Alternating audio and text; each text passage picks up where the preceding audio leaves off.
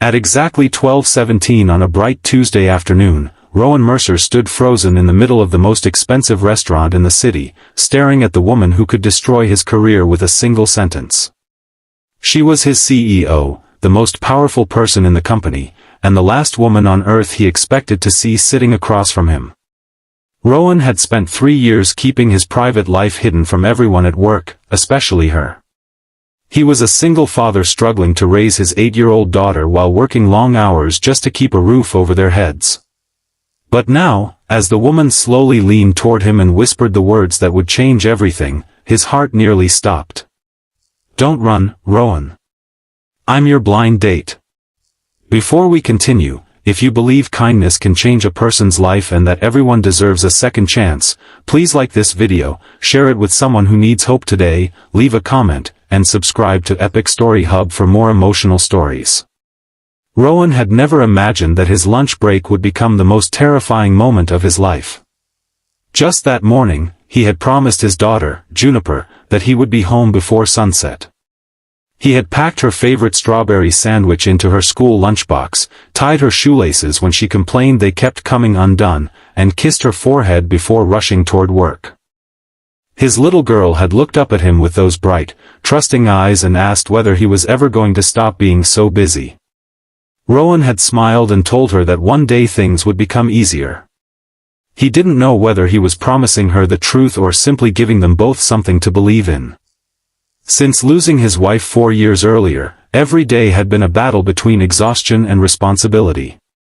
He worked as a senior financial analyst at Sterling Heights Group, arriving early, leaving late, and quietly refusing every invitation from coworkers because he couldn't afford distractions. His daughter came first. Always. Then came the message that changed his lunch plans. His boss had told him that the CEO wanted to see him at noon. Rowan immediately assumed something was wrong. His hands had gone cold as he entered the executive office that morning, expecting criticism over a delayed report. Instead, his CEO, Seraphina Vale, had simply looked at him for a few seconds before telling him he needed to take the afternoon off. She said it was not a request. She said he deserved a life outside the office.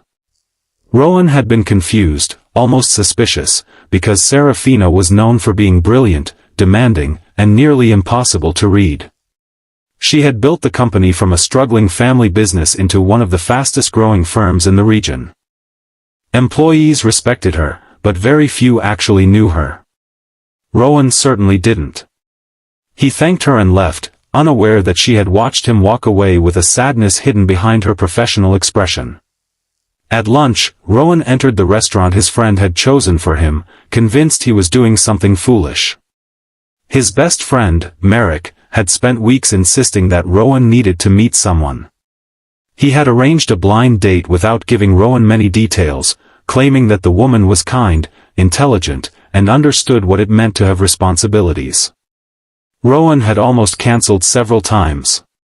He wasn't ready for another relationship. He still carried too much guilt from the past. His wife had died suddenly, and for years he had believed that moving forward would somehow mean leaving her memory behind. But that afternoon, sitting alone at the table, he decided to give the strange blind date exactly 10 minutes. 10 minutes, then he would return to work and pretend none of it happened. Then Seraphina walked through the restaurant doors. Rowan recognized her instantly. His CEO was wearing a simple cream-colored dress, her usual sharp business appearance replaced by something softer. She looked around the restaurant before her eyes landed on him. For a moment, neither of them moved. Rowan's first instinct was panic. He stood so quickly that his chair nearly fell backward. He thought about walking out the nearest door. He imagined every possible disaster. If anyone from the company saw them together, rumors would spread. If the board found out, his job could be at risk. Worse, he couldn't understand why she was there. Seraphina approached the table, placed her handbag beside the chair, and quietly asked him to sit down. Rowan remained standing, his face pale. That was when she leaned closer and whispered that she was his blind date. For several seconds, the world around them seemed to disappear. Rowan could hear silverware moving, soft music playing, and people laughing at nearby tables, but all he could focus on was Seraphina's face. She explained that Merrick had not been the one who arranged the date. Her younger sister had actually known him through a community charity project and had recommended him. Seraphina had agreed to meet him without telling him who she was because she wanted one conversation where she wasn't treated like a CEO. She wanted to know what kind of man Rowan was when no one was watching. Rowan couldn't decide whether to laugh or leave. He finally sat down, but his thoughts raced.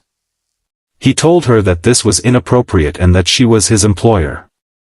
Seraphina admitted that he was right, but she also confessed something that caught him completely off guard. She had noticed him for months, not because of his work, but because of the way he always checked his phone during lunch, worried about his daughter, and quietly gave away his own meals when someone in the office had forgotten theirs. Rowan's anger softened into confusion. He had always assumed nobody noticed him. At work, he was simply the quiet single father who met deadlines and avoided attention. But Seraphina had seen the small things. She had seen him leave meetings early because his daughter's school called. She had seen him hide his exhaustion behind a smile. Most importantly, she had seen him stay late one night to help a new employee who was struggling, even though nobody had asked him to. Seraphina told him she wasn't looking for someone perfect. She was looking for someone genuine. Rowan almost smiled at that, because he knew exactly how imperfect his life was. Their lunch unexpectedly became easy. They talked about ordinary things rather than profits, contracts, and deadlines. Rowan told her about Juniper's obsession with astronomy and how she believed every star had a story. Seraphina told him about her childhood, when she had spent summers with her grandmother in a tiny house surrounded by flowers. For the first time in years, Rowan found himself laughing without forcing it. But just as he began to relax, his phone vibrated. The school nurse was calling. Juniper had fallen during recess and hurt her wrist. Rowan jumped to his feet immediately. Seraphina didn't hesitate.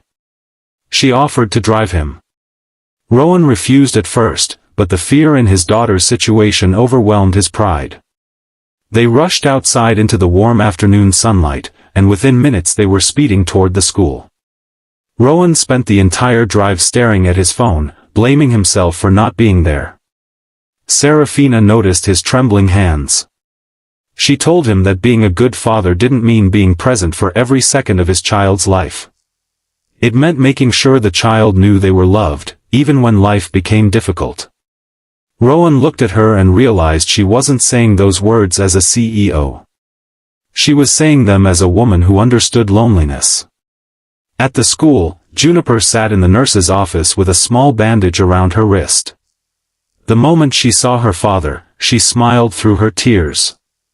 Then she noticed Seraphina standing behind him. Rowan introduced her awkwardly, expecting his daughter to be shy. Instead, Juniper studied Seraphina for a few seconds and asked whether she was the reason Daddy had finally smiled that day. Rowan's face turned red, while Seraphina laughed for the first time without restraint. The three of them left the school together, walking beneath the bright afternoon sun. It was a simple moment, but for Rowan, it felt strangely important. Over the next few weeks, Rowan tried to convince himself that the lunch had been a mistake. Seraphina respected his boundaries and never used her position to pressure him. At work, she treated him exactly as she always had. Outside the office, however, she slowly became part of his world. She helped Juniper with a science project. She remembered which cookies Juniper liked. She never complained when Rowan had to cancel plans because his daughter needed him. And little by little, Rowan began to understand something he had forgotten. Love wasn't always about finding someone who needed you. Sometimes it was about finding someone who understood why you couldn't give everything all at once. But just when Rowan believed his life might finally be changing, an anonymous email arrived at his desk.